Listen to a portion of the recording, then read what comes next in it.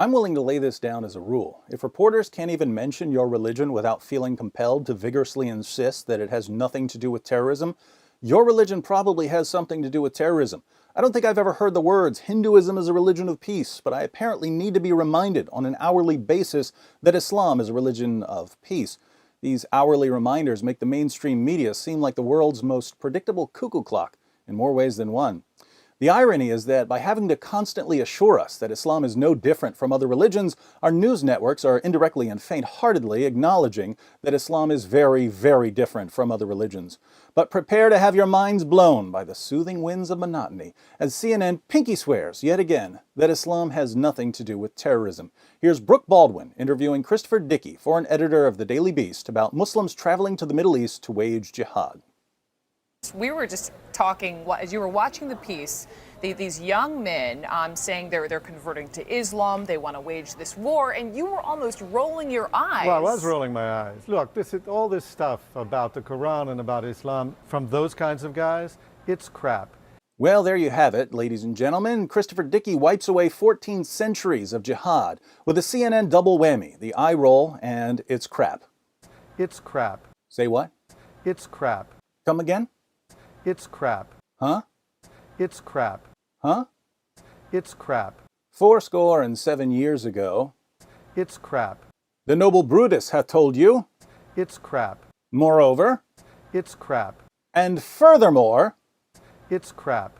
Eloquence, thy name is Christopher Dickey. Too bad Mr. Dickey's eye roll wasn't there to save all those journalists from getting their heads chopped off or all those Yazidi girls from being raped dozens of times a day. But if CNN's new eye roll campaign is half as effective against ISIS as the Bring Back Our Girls hashtag campaign was against Boko Haram, nothing will change and we'll all forget about it in a few weeks. Until then, people like Christopher Dickey can feel like they're making a difference by rolling their eyes at jihadists. It's like waterboarding, but without the slightest possibility of accomplishing anything. Maybe the military can invent a gun that shoots eye rolls, at least until the Obama administration comes out with its job ray. And just when ISIS is reeling from a barrage of eye rolls, Mr. Dickey can blast them with, it's crap.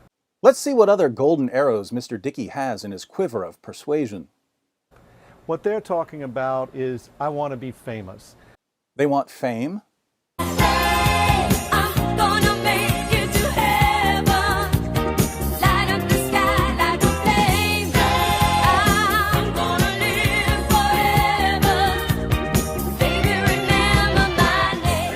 Now I get it. These young guys turned to jihad in order to get their pictures on the Daily Beast and CNN. So the real cause of jihad, according to the Daily Beast and CNN, is the Daily Beast and CNN giving jihadists the fame they crave. I'm not quite sure how to criticize a guy who throws himself under the bus, but I'll start with this.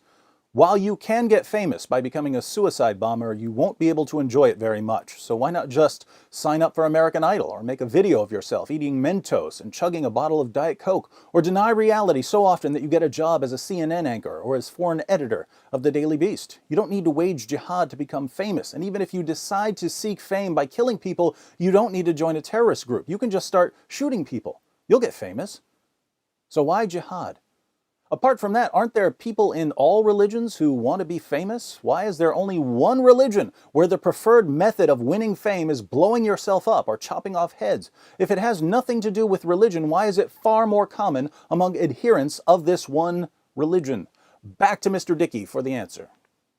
Almost all terrorists, in fact, share certain things in common, and Islam is not one of the things they share. It was true of some in the Irish Republican Army, it's been true in Central America, it's been true in lots of places. If you're ever listening to someone like Mr. Dickey and you think there might be something wrong with his reasoning, but you're not quite sure what's wrong with it, a good way to know if there's a problem is to repeat the reasoning, keeping the same structure, but replacing the ingredients with other ingredients. So Mr. Dickey's claim is, terrorism can't have anything to do with Islam because not all terrorists are Muslims.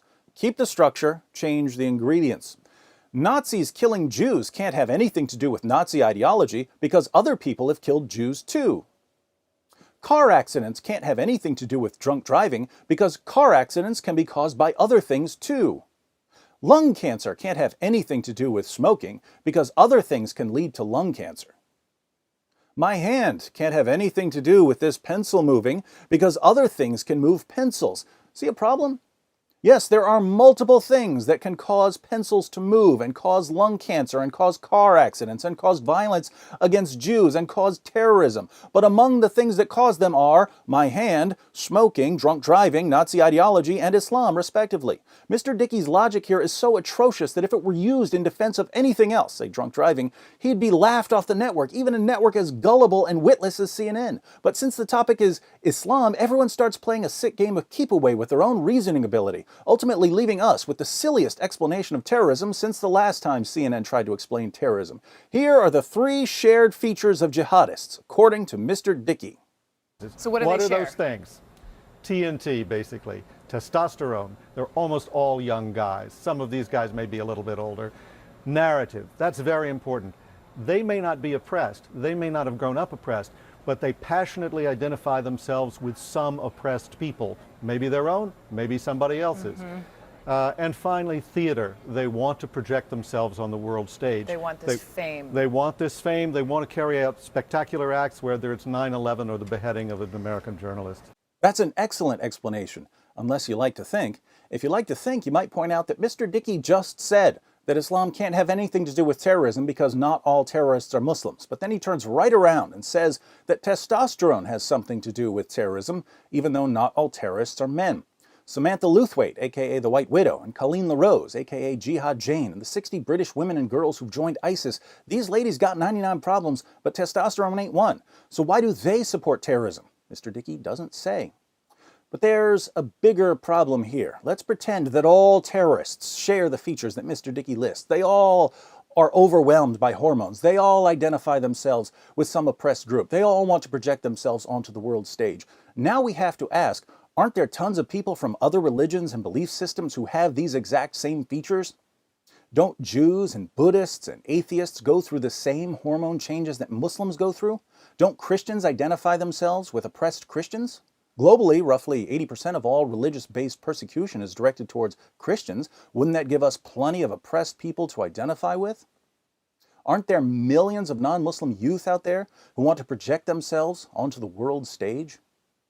If Mr. Dickey's right about his recipe for terrorism, shouldn't we see Christians and Jews and Hindus and Buddhists and atheists quitting their jobs, quitting school, leaving their families, and jumping on the next plane to become part of global campaigns to behead infidels and rape captives? That's what we should see if Mr. Dickey has any clue what he's talking about, but that's not what we see. We see adherents of one particular religion reacting very differently to the 3 features Mr. Dickey describes. And until he explains why the Muslim reaction is so different, he hasn't explained why Muslims are traveling to the Middle East to wage jihad. But that's precisely what he's supposed to be explaining in this interview.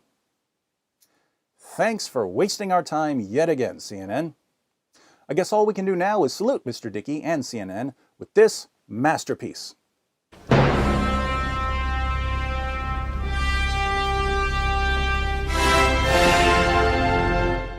For those of you who, unlike CNN or the Daily Beast, want to understand why Muslims are joining ISIS, it's actually incredibly simple.